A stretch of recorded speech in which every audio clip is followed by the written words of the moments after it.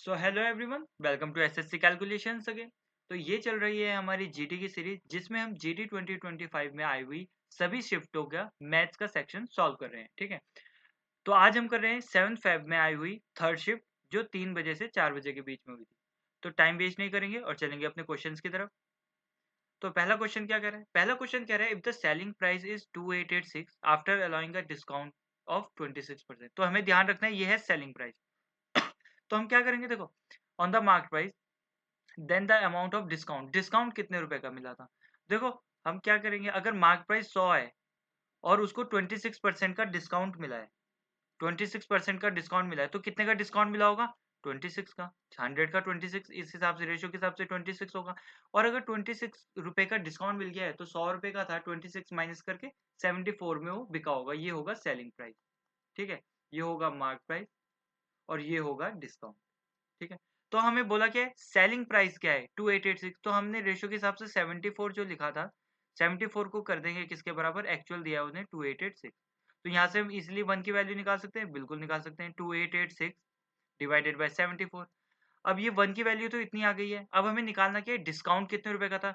तो 1 को 26 तक ले जाने के लिए इंटू 26 करेंगे, तो फिर इधर भी इंटू 26 कर देंगे, तो ये आ जाए, तो ये 26 बन जाए 26 हो जाएगा। तो 26 की वैल्यू कितनी आ जाएगी? इसको हम सॉल्व करेंगे। कैसे करेंगे, देखो, ये 13 जा जाएगा 2 से, ये 37 जा जाएगा। तो इसको अगर सॉल्व करेंगे हम, तो इसको हम सॉल्व करेंगे तो कितना आ जाएगा? देखो, 37 को ऐसे डिवाइड कर लेते हैं, इसको 37 से 2886, तो ये जाएगा 8 जा 8 7 जा 56 का 6 कैरी 5, 8 3 जा 24, नहीं 7 से जाएगा ये। ठीक है, 7 7 जा 49 का 9 कैरी 4, 7 3 जा 21 और 25, ये आएगा 9, इधर आएगा 2 6, ये चल जाएगा 8 से, हाँ 8 7 जा 56 का 6 कैरी 5, 8 3 जा 24 20। तो ये कितना कटेगा? ये कटेगा 78 जा। अब 78 इंटू 13 कितना होता है? 13 8 जा 104 का 4 कैरी 10, 13 7 जा 91 और 10 101। तो कितने रुपए का डिस्काउंट था? 1014। ठीक है, अब चलते हैं आगे। इसमें क्या कह रहे हैं, देखो, एवरेज का क्वेश्चन है। द एवरेज वेट ऑफ आशीष, किन्नर और महेश। ठीक है, average weight of Ashish plus Kiran plus Mahesh का एवरेज वेट कितना था? 46। तो हमें पता है टोटल वेट कितना निकाल सकते हैं उन तीनों का जोड़ के? एवरेज इंटू नंबर, जितने लोग हैं वो, है ना? तो हम ऐसे निकाल सकते हैं इनका टोटल वेट। एवरेज तो उनका 46 है, लेकिन कितने लोग हैं? 3। तो 46 3 जा कितना होता है? 138। तो 138 उनका वेट होगा। ठीक है, अब उन्होंने आगे क्या दिया? एवरेज वेट ऑफ आशीष और किरण। तो इनका भी टोटल निकाल सकते हैं। आशीष और किरण का कितना है टोटल वेट? देखो, 40 वो उनका एवरेज है, इंटू 2 बंदे हैं, तो 42 जा 80 हो जाएगा। ऐसे ही किरण और महेश का कितना है? किरण प्लस महेश का अलग से क्या दिया हुआ है?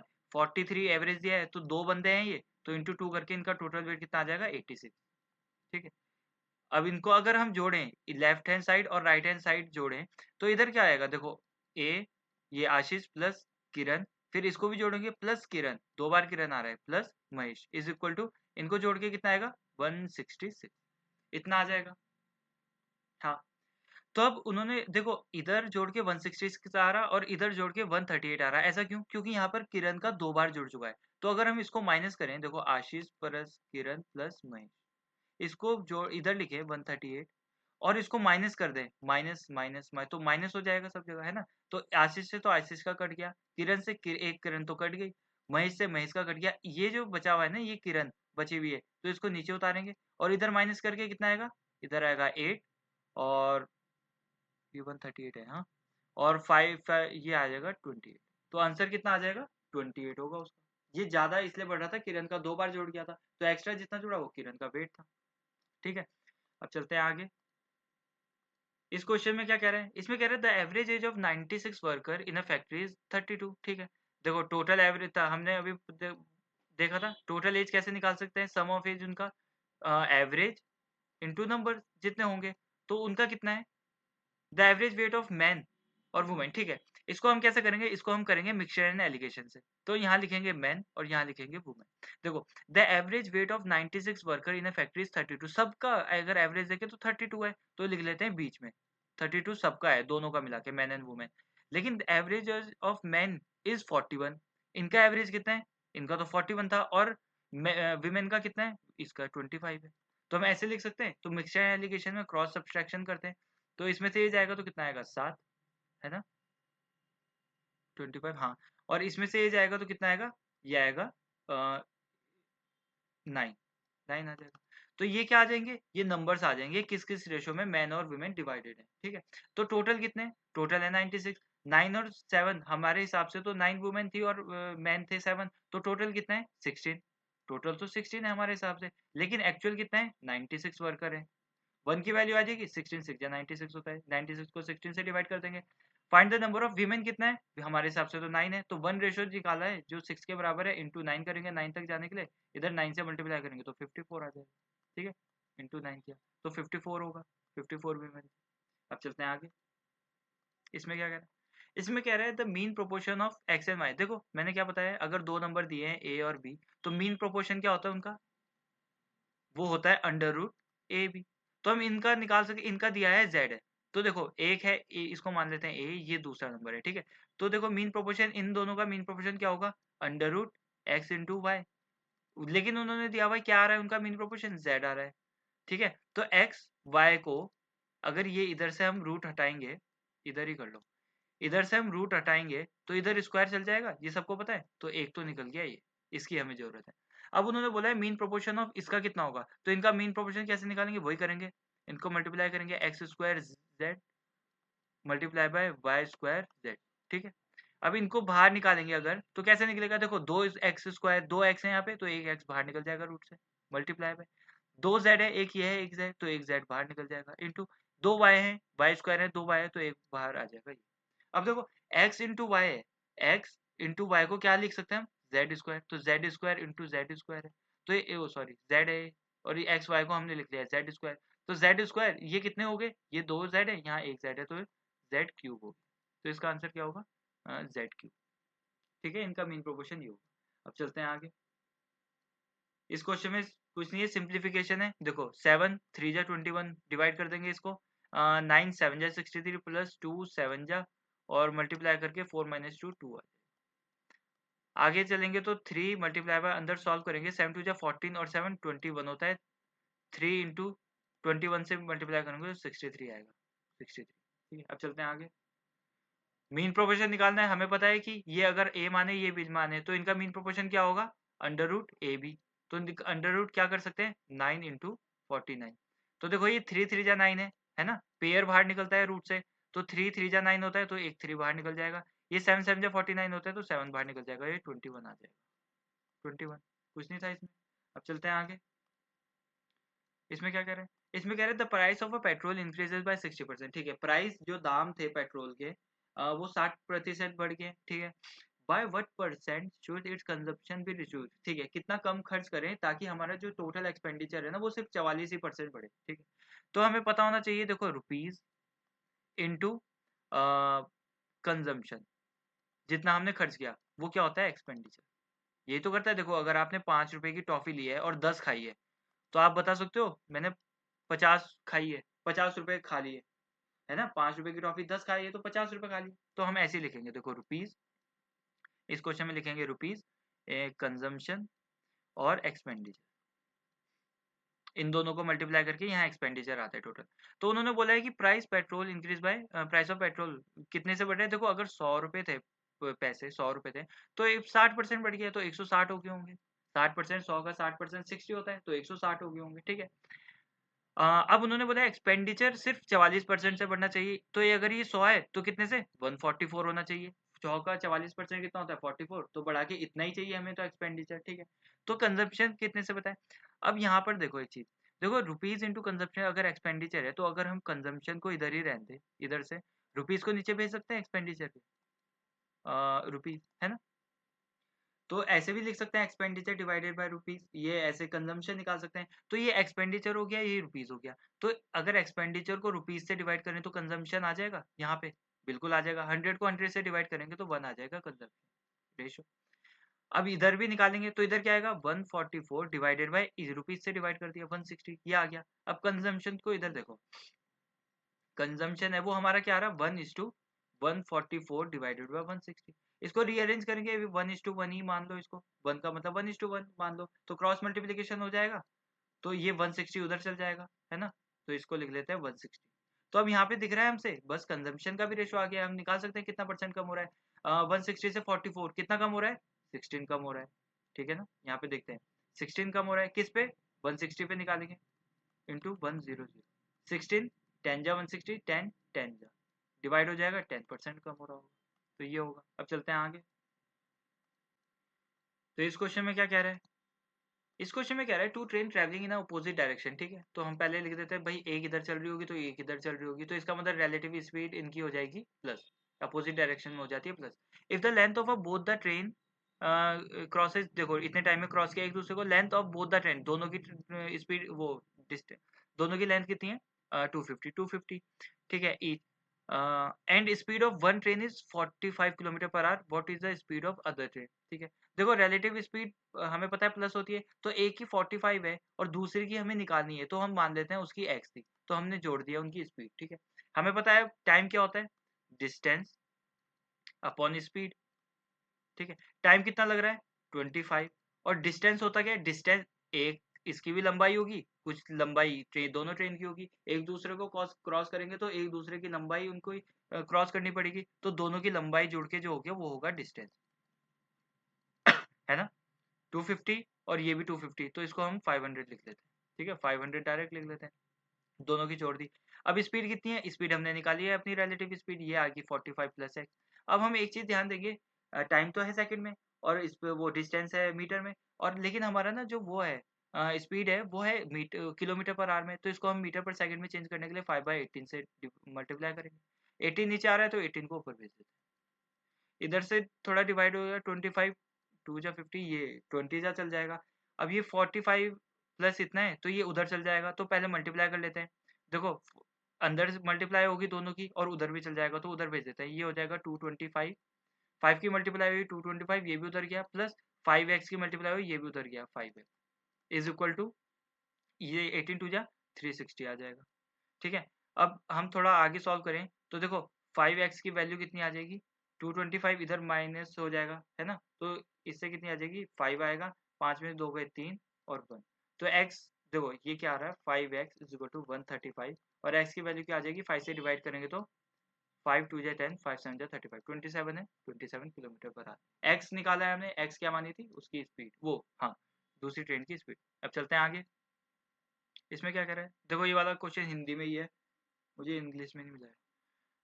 तो इसमें क्या है 1200 प्रतिशत सैकड़ा, सैकड़ा मतलब होता है 100, ठीक है, कि दूर दर से 400 नाशपाती खरीदी गई, ठीक है। देखो 100 रुपए के खरीदे उसने, 100 जो नाशपाती खरीदे, 100 नाशपाती खरीदे वो 1200 रुपए के खरीदे, तो 400 नाशपाती खरीदे हैं, लेकिन उसने 400 1200 के थे तो 400 वो 100 1200 के थे तो 400 कितने के हो जाएंगे, 100 से 400 पे गए इंटू 4 करके, तो इंटू 4 इधर भी कर देंगे 4800, तो ये क्या आ गया हमारा सीपी आ गया, 400 हमने खरीदे हैं 4800 के। अब उन्होंने बोला है कि 1000 रुपए के लाभ में भी बेचते हैं, तो एसपी कितना हो जाएगा, एसपी भाई 4800 के थे वो, तो उसमें हमने 1000 रुपए और कमा लिए, 1000 रुपए, तो एसपी कितना जितने में बेचा होगा हमने, कितने में बेचा होगा 5800, इतने में बेचा होगा तभी तो 1000 रुपए कमाए, इतने में खरीदे और यहाँ से 5800 में बेचे होंगे तभी तो 1000 रुपए कमाए होंगे, ठीक है। अब आगे बोलो कि प्रति दर्जन, एक दर्जन के कितना मूल्य होगा, ठीक है। देखो सेलिंग प्राइस ये है 400 ही रुपए का, 400 ही नाशपातियों का होगा। देखो 400 नाशपातियों का प्राइस कितना था 5800, तो एक नाशपाती का निकाल सकते हो बिल्कुल, 400 से डिवाइड कर देंगे तो 58/4 लिख लो इसे, 00 से 00 कट जाएंगे, है ना। अब निकालना कितना है, निकालना है हमें 12 का, क्योंकि एक दर्जन का निकालना है, एक दर्जन में 12 नाशपाती होंगे, तो इंटू 12 करके गए, इधर भी इंटू 12 करके जाएंगे, तो क्या आ जाएगा 58/4 इंटू 12, तो 4 3 जा 12, 3 8 जा 24 का 4 कैरी 2, 3 5 जा 15 16 17 174, 174 के होंगे 12 दर्जन, ठीक है। अब चलते हैं आगे, इसमें क्या है, if the same rate of interest in 2 years the simple interest is इतना एंड कंपाउंड इंटरेस्ट इज इतना, ठीक है। साधारण ब्याज इतना है और कंपाउंड इंटरेस्ट है इतना, तो ठीक है।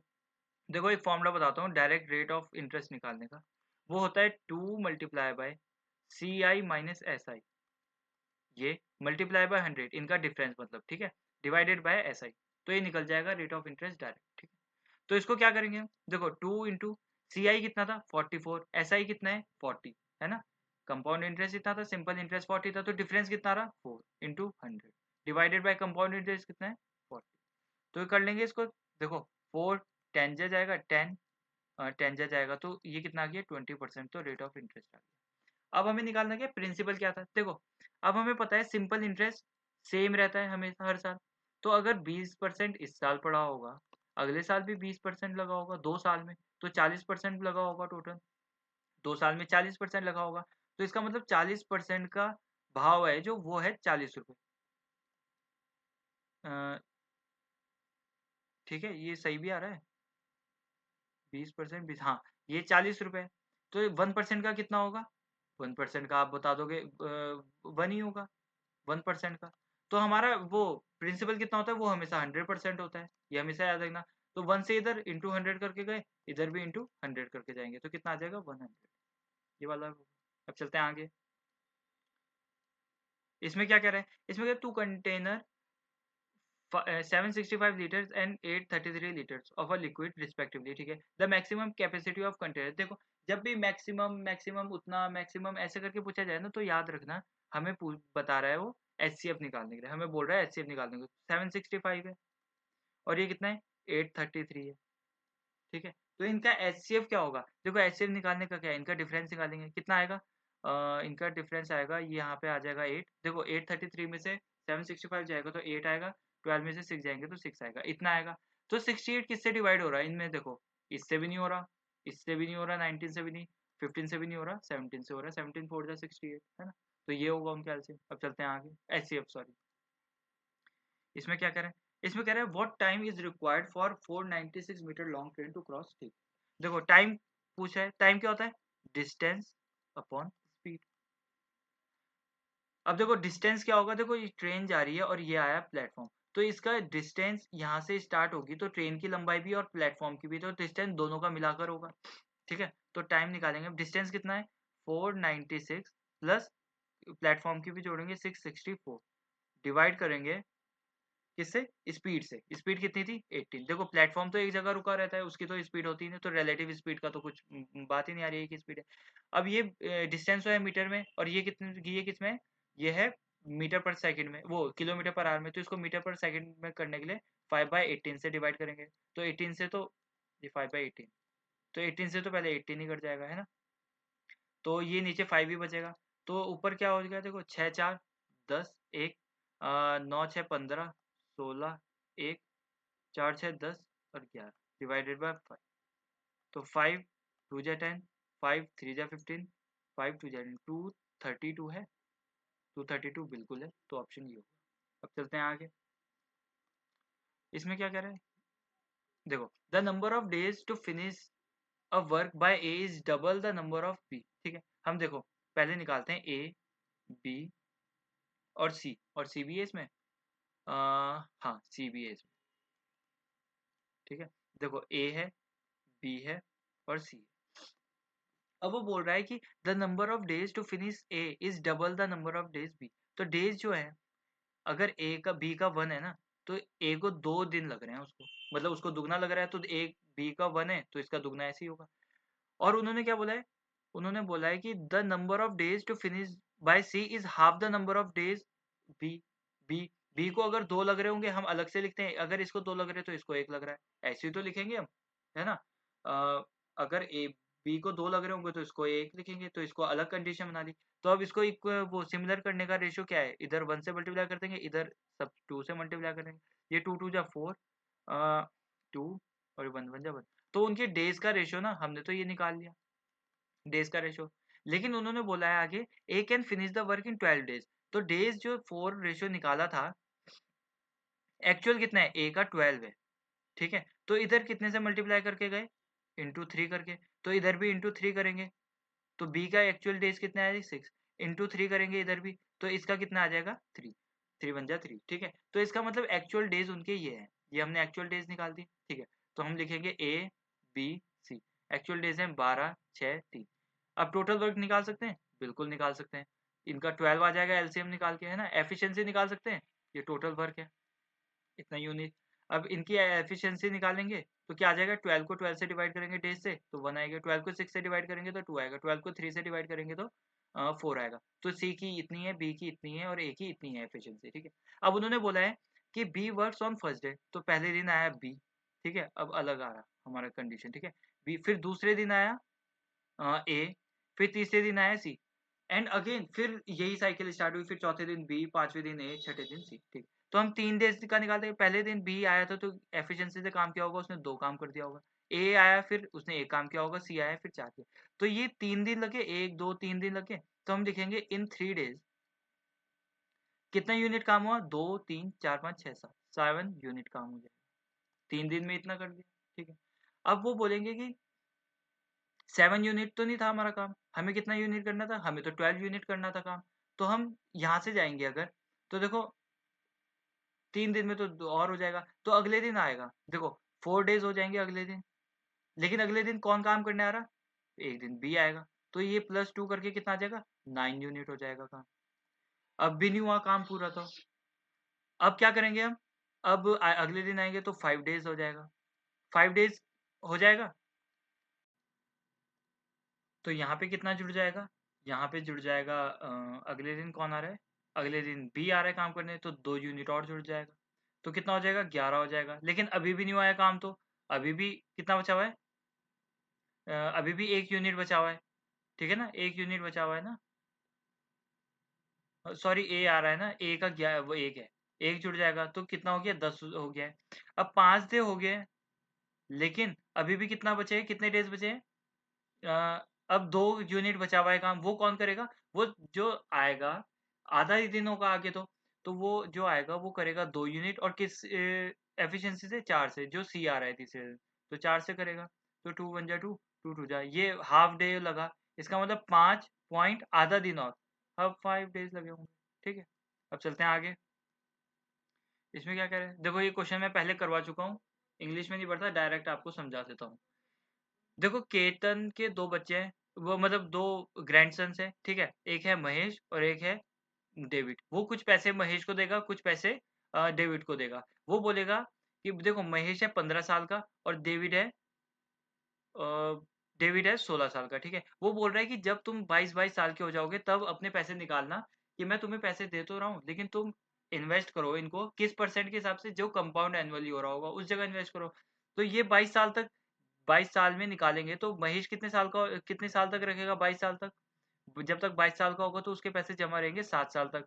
और डेविड के कितने साल तक रहेंगे, उसके रहेंगे 6 साल तक, क्योंकि वो 1 साल बड़ा है, उसके जल्दी निकल जाएंगे। तो महेश ने 7 साल तक रखे, डेविड ने 6 साल तक रखे। तो देखो कंपाउंड इंटरेस्ट में एक और चीज पता होनी चाहिए, देखो अमाउंट कितना हो जाता है, अगर जो हमें मिला है, अगर प्रिंसिपल पी मिला है हमें अमाउंट, तो वो कितने साल बाद कितना हो जाएगा, तो हम ऐसे निकालते हैं, रेट 1+r/100 n मतलब जितने साल तक उन्हें जमा किया है, जैसे महेश ने 7 साल तक किया था और डेविड ने 6 साल तक। तो हम ऐसे लिखते हैं, देखो केतन के जो 2 बच्चे थे, एक महेश और एक डेविड, डेविड के कितने हो जाएंगे पैसे, महेश को मिले हैं मान लो m, तो उसके हो जाएंगे 1+ किस रेट के हिसाब से, 10%, 10% कितना होता है, 10/100 की पावर, कितने साल तक रखा महेश ने, रखा 7 साल। और डेविड के कितने हो जाएंगे, ये भी ऐसे ही लिखेंगे हम, ये हो जाएंगे 1+10 बाय उसी परसेंट के हिसाब से, और लेकिन इसके कितने साल तक रहे, इसके 6 साल तक रहे, ठीक है। उन्हें बोला है कि इसने 7 साल बाद निकाले, इसने 6 साल बाद निकाले, तो उनको उतने उतने पैसे मिले थे, वो डिवाइड हुए थे जो इसका 7 साल बाद और इसका 6 साल बाद बराबर हो गए, तो इसको इतने मिले, इसको इतने मिले होंगे, तो ये बराबर है दोनों। तो देखो इधर 7 बार है, इधर ये 1+10/100 6 बार है, तो इसका 6 बार इधर 6 बार कट जाएगा, तो यहाँ पे एक ही बार बचेगा। तो हम थोड़ा रीअरेंज करेंगे इसको, तो ये देखो m क्या हो जाएगा, देखो ये क्या हो जाएगा, 10 से 10 गया, एलसीएम लेके जब सॉल्व करेंगे तो 11/10 आ जाएगा, इज इक्वल टू डेविड। अब महेश को उधर भेज देता है नीचे, तो ये देखो डेविड को कितने मिले थे, 11, और महेश को कितने मिले थे, 10 के हिसाब से, रेशियो के हिसाब से। उनको टोटल कितने मिले थे, टोटल मिले थे 21।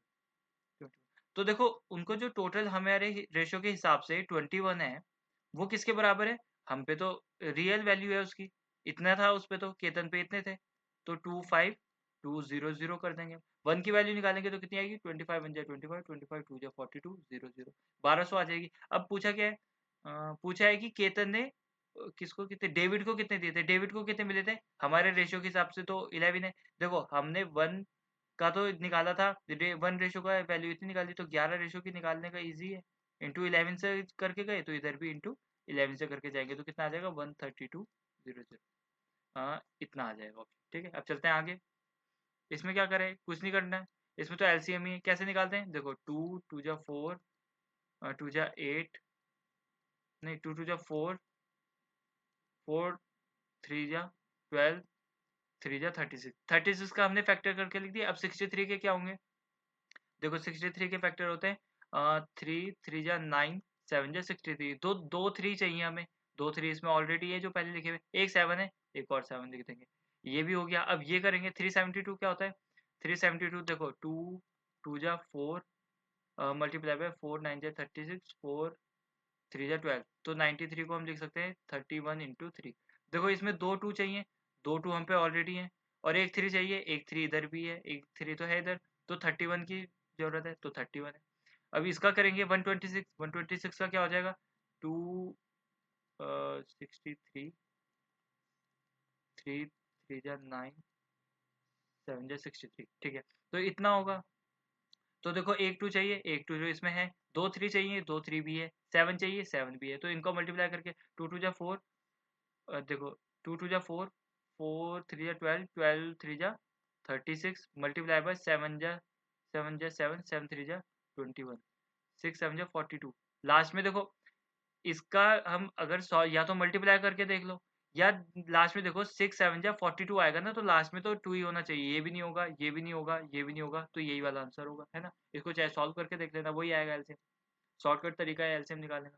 इसमें क्या करना है, इसमें सिंपल ये वो है, क्या बोलते हैं सिंप्लीफिकेशन, तो -9 माइनस माइनस प्लस हो जाएगा, तो +60 हो जाएगा, डिवाइड में -15 है, प्लस और माइनस माइनस हो जाएगा, 2 6 जा 12 हो जाएगा, तो -9 ये माइनस हो जाएगा, माइनस प्लस माइनस हो जाएगा, तो 15 4 जा 60, -12 हो जाएगा, -9 और -4 -13 होता है, -12, तो ये -25 हो जाएगा, -25। अब आगे चलते हैं, इसमें क्या कह रहा है, इसमें कह रहा है बाय सेलिंग एन आर्टिकल इतना शॉपकीपर लॉसेस 8%। ठीक है, देखो मान लो हमारा कॉस्ट प्राइस था इतना, तो लॉस में बेचा है उसने, सेलिंग प्राइस कितना होना चाहिए 92, क्यों, क्योंकि 8% के लॉस में बेचा है, 100 का 8% 8 होता है, तो माइनस करेंगे, तो 8 इतने 92 में क्या होगा, उसे बेचना कितने में, उसे 12% के प्रॉफिट में बेचना है, तो 12%, 100 का 12% प्रॉफिट कितना होगा 112। ठीक है, तो देखो जो उसने अब बेचा है उसका सेलिंग प्राइस है, तो उसने तो लॉस में बेचा था 92 में, 92 में बेचा तो इस ये किसके बराबर है 20240।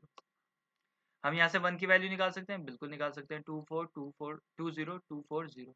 अब 1 से 1 की वैल्यू आ गई, ओ सॉरी डिवाइड बाय 92, ठीक है, इधर 1 की वैल्यू डिवाइड में चल जाएगा। अब हमें निकालने क्या है, हमें ये निकालना है कि कितने का बेचे, तो इतने का बेचना चाहिए, तो 1 रेशो की वैल्यू है इतना, तो 112 की कितनी आ जाएगी, इसको इंटू 112 करके गए, 112 करके गए इधर, तो इधर भी इंटू 112 हो जाएगा, है ना, तो ये क्या आ जाएगा 20240 डिवाइडेड बाय 92 इंटू 112। तो इसको सॉल्व करेंगे तो कितना आएगा, देखो 4 2 जा 8, 4 8 जा 32, 4 2 जा 8, 4 3 जा 12, 23, तो 23 से सिंपली डिवाइड कर लेते हैं, 20240, 23 8 जा जाएगा, 8 3 जा 24 का 4 कैरी 2, 8 2 जा 16 17 18, 6 7 8 बचा, यहाँ पे 1 बचा, तो कितना आया, इधर से 4 उतरा ना, हाँ 4 उतरा, तो ये कितना आ जाएगा 8 3 जा, तो 8 से ही हो रहा है, देखो 8 से 184 जा तो रहा है, दोबारा 184 ही तो आया, 184 तो 84 आ जाएगा, और जीरो भी था, जीरो, तो 8 8 0 से चल जाएगा, 23 8 8 0 था चल जाएगा, इनकी मल्टीप्लाई 8 8 64 आना चाहिए, 04, देखो जीरो आना चाहिए इन दोनों में, तो सॉल्व करना पड़ेगा इसे, तो वही देखो 28 और 88 की मल्टीप्लाई करेंगे तो क्या आएगा, 8 8 64 का 4 कैरी 6, 8 2 16 और 6 22, मल्टीप्लाई बाय दोबारा से 2 2 4 आएगा, 4 ये प्लस करके इधर क्या आएगा, देखो इधर लिख रहा हूँ 4 6 4 2 2 4 2 4 6 4 जीरो भी था, क्योंकि जीरो भी था ना, तो 2 4 6 4 0 ये वाला आंसर होगा। अब चलते हैं आगे। अब इस क्वेश्चन में क्या कह रहा है, देखो इस क्वेश्चन में simply curve surface area of cylinder निकालना है, तो कर्व सरफेस एरिया पता होना चाहिए पहले हमें, क्या होता है, देखो 2 पाई RH ये होता है। तो लिख देंगे, देखो हमें सारी वैल्यू तो गिवन है, 2 इंटू 22/7। रेडियस कितना है, रेडियस है आपका 7 मल्टीप्लाई बाय 9.5 हाइट, तो 7 से 7 चल जाएगा, है ना। आगे क्या होगा, आगे हम 2 से 9 की 9.5 की मल्टीप्लाई करेंगे तो कितना आ जाएगा, ये आ जाएगा 9 टू 18 19, ठीक है ना। तो 19 इंटू 22 बचा। अब सिंपली इसको मल्टीप्लाई करेंगे तो कितना आएगा, 22 9 जा 198 कैरी 19, 22 1 जा 22, कितना आ जाएगा 9 10 11 1 4 418, ठीक है। अब चलते हैं आगे, इसमें क्या कह रहा है, इसमें कह रहा है if the number of a fraction is increase by 10%, ठीक है, देन इट्स अच्छा sorry, if the numerator of fraction is increase by 10%, denominator is diminished by 10%, the fraction becomes इतना, ठीक है। हम मान लेते हैं, देखो कोई नंबर है, एक है 100x डिवाइडेड बाय 100y, हम मान लेते हैं एक वो न्यूमरेटर है x, वो 100x और डिनोमिनेटर है 100y। अब देखो इसको अगर इंक्रीज किया है किससे, हाँ, इसको इंक्रीज किया है 10% और इसको घटाया है 10%, तो देखो 100x था तो 10% बढ़ के कितना हो जाएगा, 110x हो जाएगा। आप बोलोगे बिल्कुल हाँ, क्योंकि 100x का 10% कितना होगा 10x, तो इसमें और जोड़ देंगे और इसको घट जाएंगे, देखो इसका 10x होगा लेकिन इसमें ये घटा रहे हैं तो 90x हो जाएगा, ठीक है। थोड़ा इसको सॉल्व करेंगे तो ये कितना है 11x divided by 90 9x, sorry ये 9x हो गया, 0 से 0 काट दिया। अब देखो ओ सॉरी यार ये y है, ठीक है, ये y है, तो इतना समझ गए 90y हो जाएगा। तो अब देखो इन्होंने बोला है जो ये आया है ना फ्रैक्शन, वो कितना है, वो 11/14 है, तो ये तो हमारा हमने अपने हिसाब से निकाला हुआ, तो ये कितना है, ये 11/45 के बराबर रख लेंगे इसको, है ना। तो 11 से 11 कट जाएगा, 9 5 जा 45 कट जाएगा, तो x/y कितना आ जाएगा 1/5, ठीक, 1/5 आ जाएगा, इसमें तो कोई शक नहीं है ना। तो उनका फ्रैक्शन क्या होगा 1/5। देखो रियल में फ्रैक्शन हमने ये माना था, तो ये वैसे ये आ रहा है फ्रैक्शन, लेकिन हम सॉल्व करके 1/5 ही आएगा वो, ठीक है। तो ये वाला ऑप्शन होगा। अब चलते हैं आगे, इसमें क्या कह रहा है, इसमें कह रहा है simple interest on a principal amount is 360 for a period of 4 year at the rate of 2, ठीक है। देखो सिंपल इंटरेस्ट क्या होता है, सेम होता है हर साल, तो 4 साल के लिए 2% बढ़ा, एक साल में 2% बढ़ता, लेकिन 4 साल तक कितना पड़ा होगा 8% पड़ा होगा, ठीक है। तो कितना है वो 360 दिया हुआ है सिंपल इंटरेस्ट, हमें निकालना क्या है प्रिंसिपल अमाउंट, प्रिंसिपल 100% होगा, ठीक है।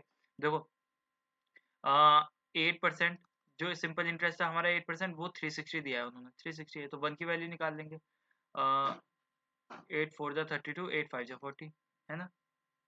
अब क्या करेंगे, अब 100 की वैल्यू निकाल लेंगे 100%, ठीक है। तो क्या कर देंगे, हर 1 से 100 तक 100 से मल्टीप्लाई की, तो इसको भी 100 से मल्टीप्लाई 4500 आ जाएगा, ये वाला ऑप्शन होगा, ठीक है। आशा यहाँ पे होती है हमारी क्लास खत्म। आशा करता हूँ आपको क्लास अच्छी लगी होगी और आपको समझ में भी आया होगा। ऐसे ही मैथ सीखने के लिए, जीडी सीरीज फॉलो करने के लिए और ऑली बोर्ड के लाइव क्वांट सॉल्यूशन जानने के लिए फॉलो करें एसएससी कैलकुलेशंस को। अब मिलते हैं आपसे नेक्स्ट लेक्चर में, तब तक के लिए बाय, टेक केयर।